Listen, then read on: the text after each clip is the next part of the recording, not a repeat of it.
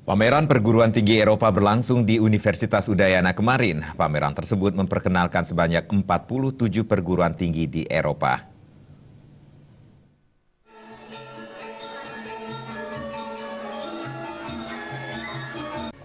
Pameran perguruan tinggi Eropa dilaksanakan Universitas Udayana.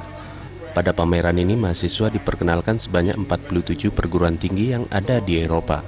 Kegiatan ini bertujuan agar mahasiswa yang ingin melanjutkan pendidikan di luar negeri memiliki pengetahuan terhadap perguruan tinggi yang akan dituju. Dengan melanjutkan pendidikan di luar negeri, mahasiswa mampu mengasah kompetensi yang dimiliki dan mengembangkan pengetahuannya.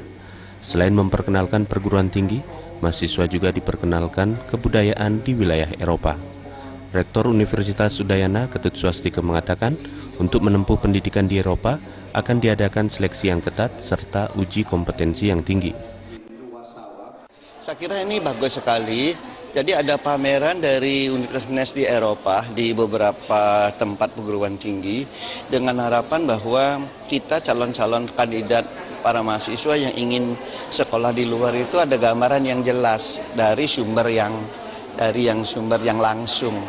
Ya, jadi dari universitasnya datang ke sini.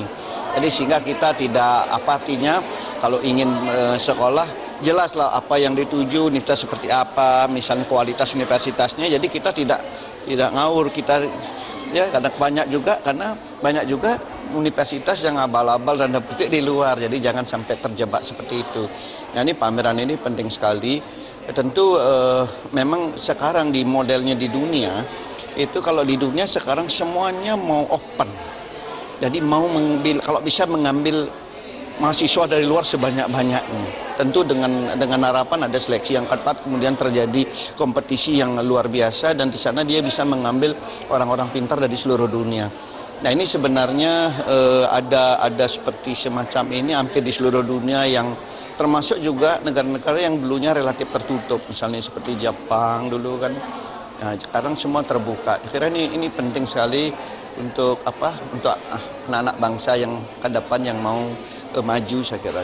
Mereka sudah lebih dulu. Seperti tadi saya singgung dalam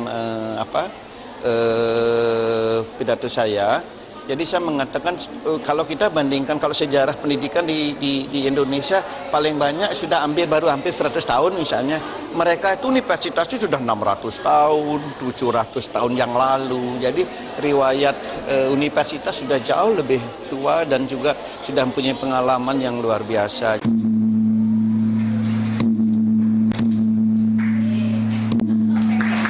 Ketut Swastika mengatakan dengan melanjutkan pendidikan di luar negeri akan menambah wawasan mahasiswa serta nantinya akan berguna di dunia kerja.